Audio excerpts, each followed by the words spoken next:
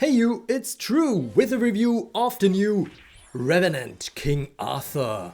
Yes, Dark King Arthur is back with a vengeance, and I have to point out that so far every single King Arthur that was released ended up being a #1 unit. Can this one keep the legacy going? Well, a good speed of 538 at least should mean that she gets the turn quickly. And then she will usually use her first active skill, Infectious Evil, first. That one gives 3 spirit, costs 100 time units, and deals 300% damage to one enemy, plus 100% for each turn the user has gotten and survived until after the end of the turn on the battlefield. This is a convoluted way of saying that she will deal 600% total damage with this attack from her 4th turn onwards. If the attacked enemy is not burning, they will also be granted the lethal poison status effect and become infected with it. We saw the infection before in Dark Clarice. After the end of each turn, the infection will trigger to apply lethal poison to a random non-burning, non-lethal poisoned enemy, and this ends after 3 triggers. Or also if the infected enemy leaves the battlefield. Now, given that lethal poison ignores passive skills or effects of active skills that would prevent targets from being defeated, other than those which specifically prevent defeat from poison or non-attack damage, this is already quite a good attack, especially because it ignores damage reduction effects, skin passive skills, and the counter stance status effect. But this is only the beginning, because there's also another skill that she unlocks by using Infectious Evil, and that is called Regal Cataclysm. 2 spirit cost, 130 time unit cost, and this one in my eyes is probably her best skill. It deals 200% damage to all enemies, plus 100% for each time this skill has already been used. Revenant King Arthur and another random ally are granted stealth and a stealth shield. This attack ignores enemy damage reduction effects and any effects of non-boss enemies that would prevent the target from being defeated. Now note that this does not ignore stealth. It doesn't even ignore counter stance and stuff like that, so there is that downside. But once she has that 500% total damage to all enemies as an execute skill, and now I have to do a little spoiler for the passives, she will also have basically permanent enrage on her.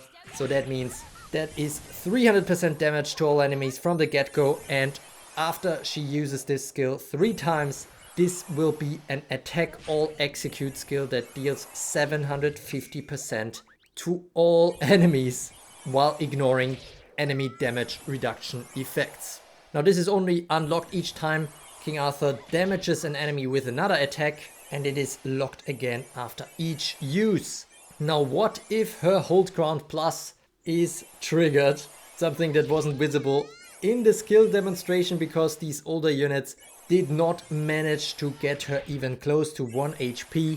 Luckily we also have the exclusive battle previews for that. And once King Arthur triggers that Hold Ground Plus, her second active, called Dark Rebirth, will be unlocked. It's spirit neutral, it's an instant skill, so 1 time unit cost. It heals all dark allies for 100% of max HP. That's rather specific, but given the skill name Dark Rebirth, it's fair, I guess. Then King Arthur is granted stealth, a stealth shield, a sleep ward, a stun ward, a poison ward, and the Hold Ground Plus passive skill effect is reset. When Revenant King Arthur activates this skill a 3rd time, which will also be the final time because it can only be used 3 times per battle, a random non-boss, non-ephemeral enemy on or below 25% of max HP on the battlefield will be immediately defeated, ignoring revenge passive skills, revival passive skills, and all that other stuff. So this is an instant death from 1 low HP enemy. To sum it up, this is basically a buffed up King's Shield. And while we are on the topic of buffing up prior King Arthur skills, how about a buffed up Regal Eclipse which was the very first execute skill over 2 years ago and now gets a remake. It will also cost 3 spirit. This time it's an instant skill and it's called Devouring Eclipse. This one immediately defeats one random, important to point out, non-boss, non-conjured enemy, and then all remaining non-boss, non-ephemeral enemies on the battlefield have a 25% chance each of being immediately defeated. Don't get too scared though, because that means the chance that it defeats all 4 enemies at once with this skill is below 2%. Still, if the RNG hits right, this can be devastating. Then again, similar to the Regal Eclipse, there's quite a big price tag on this skill, not in terms of spirit or time units, but in terms of what it takes to unlock it. 5 or more non-conjured units on the battlefield need to be defeated or sacrificed while Revenant King Arthur is present. Now granted, the 5 units do not need to be enemy units, so you can even use 5 non-conjured units on your own team and King Arthur might turn things around with a Devouring Eclipse. But still, 5 non-conjured units dying, that is quite something. You can see it being used in this video a few times, but it will definitely be the one that is most rare to observe from this new Revenant King Arthur, given that it's also only once per battle usable. And you might have already seen it coming. Of course, this third King Arthur, no, this third King Arthur also comes with a King's Dawn yet again. However, this time it's a King's Dawn Plus. Her attack is still increased by 50% if she begins on the battlefield at the very start of a battle. Her time unit costs are reduced by 50%, so that means her skills will cost at most 65 time units, and she also has permanent 50% damage reduction from attacks. All of this only if she is on the battlefield at dawn, so in your first 4 units of the team formation. Now where does the plus come in? This is basically adding an immovable to that. For the prior King Arthurs, some kind of counter was to send them back to the reinforcements, so they completely lost one of their passives. But this one basically avoids that, unless we get some new crazy skills in the future that ignore immovable. Now keep in mind that the attack increase does not stack within rage, so the 50% attack increase will be basically it, but that still means some very nice attack output. Quicken effects will not apply either, additionally to that 50% that she already has. Now in her other passive, the Tainted King, there's much more to be seen. She has that Hold Ground plus effect, because once she triggers her Hold Ground, she cannot be defeated until her next turn, but she can also not be stunned then until her next turn, which is nice of course, but obviously a far cry from permanent stun immunity. Revenant King Arthur has lifesteal on all of her attacks, so 100% of total damage dealt goes back to her HP. Now one of her most important parts of her passives, I think, is that each time she takes damage from an attack and survives until after the end of the turn with more than 1 HP, she will immediately get the turn and have her time units reduced to 0. This is not considered a counter skin type effect. This is especially potent because her attacks scale with the number of turns she gets or the number of times she uses skills, which is especially interesting against potential attack all skills. Revenant King Arthur enters the battle with 10% HP regen for 200 time units. This is a new effect. Basically after every turn she will heal for 10% of max HP until 200 time units are up. Nothing too crazy considering that we already have Kronos who permanently heals 30% after every turn, but still nice. And Revenant King Arthur also comes with an instant Death Ward, the first non-burn unit to bring that to the battlefield. So once she can avoid defeat by those special execute skills that are becoming more common nowadays. Now what you might have noticed is that her skill set is basically a fusion of the prior two King Arthurs, the Dark and the Storm variant. A bit of stealth and stealth shield here, a bit of poison on the other side, a bit of eclipsing, the King's Storm is there again. And what's not to like? I mean, both of these units were number one units back in their day, but I am slightly reminded of Storm Sun Wukong, who was also the fusion of two prior number one units in Storm Elmina and Earth Musha back in the days, who then didn't quite deliver. Now obviously Revenant King Arthur is on a completely different level and better than the prior King Arthur variants for pretty much any teams, I would say. But one thing that I already don't like so much from the get-go is again the huge reliability to run her in front. This is nice and can be nice for quite some time, for many months, depending on how the meta moves. But she loses a lot of utility once you have to put her into the reinforcements. Unlike Storm King Arthur, she doesn't even come with a Quicken then, which to be fair can be forgiven to a degree because she has that kind of get turn mechanic. You can also see some weaknesses in her skill set against poison or sleep. Straight away, more specifically, lethal poison might be an issue, especially because the 50% damage reduction from attacks, while nice, is becoming more and more irrelevant over the last months. Armor ignoring execute attacks even are becoming quite commonplace, and that is something that King Arthur has to fear if she doesn't have her stealth up. She comes with a little bit of healing for dark allies and a bit of a stealth and stealth shield giving to one ally in the Regal Cataclysm case, but generally she doesn't support her teammates that much in front or even in front, and disabling is also a problem for her, especially if she gets the turn and might need to use her Dark Rebirth and can't do it. Granted, after some turns she should definitely have enough damage to even take out a new Storm Anya. What is really important for her, especially after Momotaro's release, is the immovable addition to her passive skill set. As a reaction to Momotaro, I think we will see more and more completely immovable teams.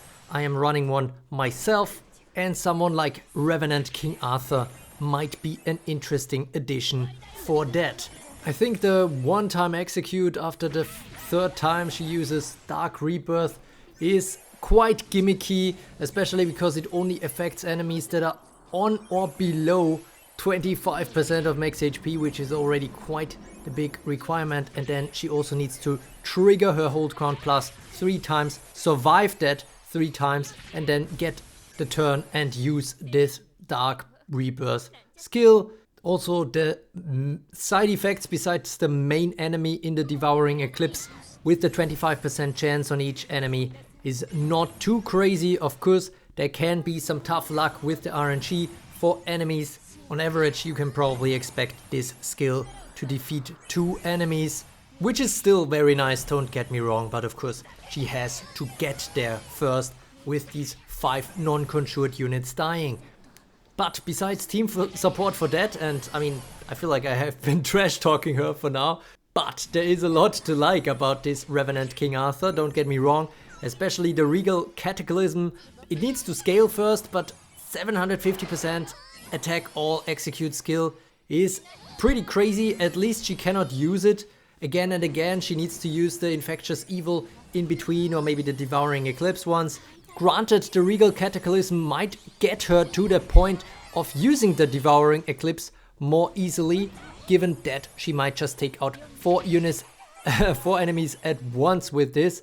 And this is also the skill that she can then continuously still cycle, so a true steamroller.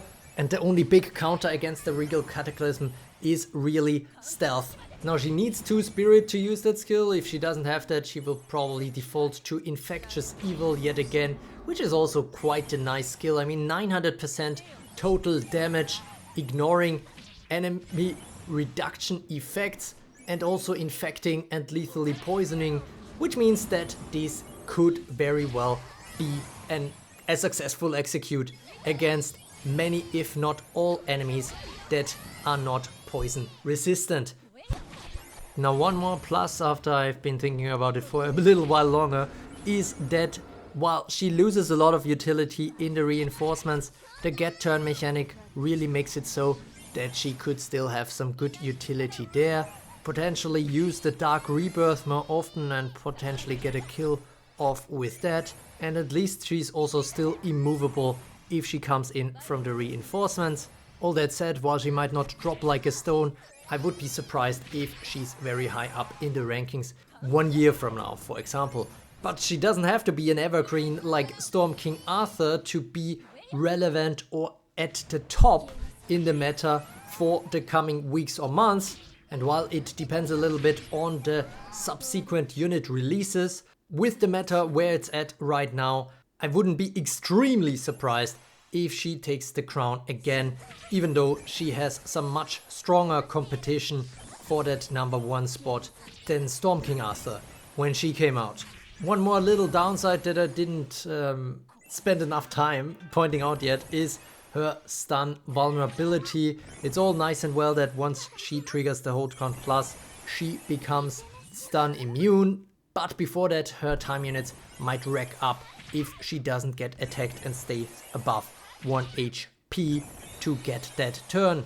Now, the good thing is that she also comes with an instant death ward, because otherwise I would be afraid for her in terms of getting undone by Kronos, and in many cases the get turn mechanic should make up for that stun vulnerability.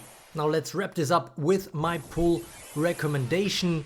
If you run a dark poisony type of team, I think you should get her. Ideally get her fully awakened. Yes, there is no awakening scaling in any of her skills specifically, but you really want it for that damage output. That said, for a poison team, I think 1 copy can still be nice and bring some good support for your other teammates.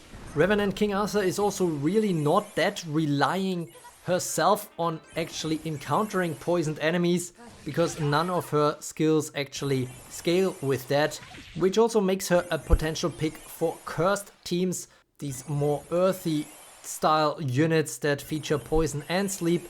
Granted, you have to keep in mind that Revenant KingArthur will wake up sleeping enemies with her attack, and given that she has an attack all skill, that might be unavoidable. Then again, and that is why I recommend not getting 1 copy if you wanna use her in a cursed sleep team, her damage output might be high enough to kill off enemies anyways, and if they are cursed sleeping or even sleeping, that means they cannot be stealthed and they don't have additional armor on then, which would be ignored anyways, so forget about that point.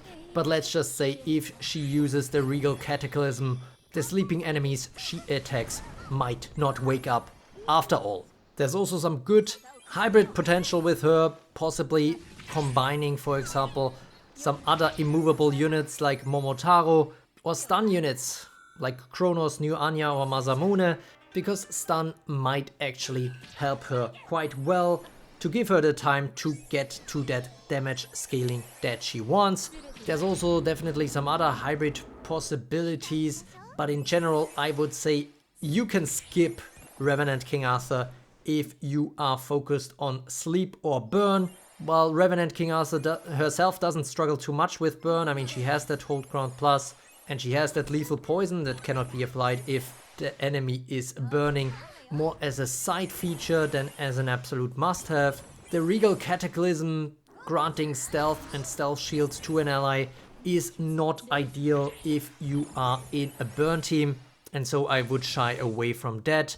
For sleep teams, similarly, I already mentioned some of the issues there. Of course, they can be worked around, but honestly, you would probably see her wake up enemies all the time. At one point, it will not matter anymore if she takes out all of them or many of them with her strong Regal Cataclysm, but in general, there's just no synergy offered to water sleep teams running with this Revenant KingArthur. So with all that out of the way, what do you think about this new KingArthur? Leave a like if you found this review helpful in deciding whether you should get her or not. I very much appreciate your support, and as always, thanks for watching.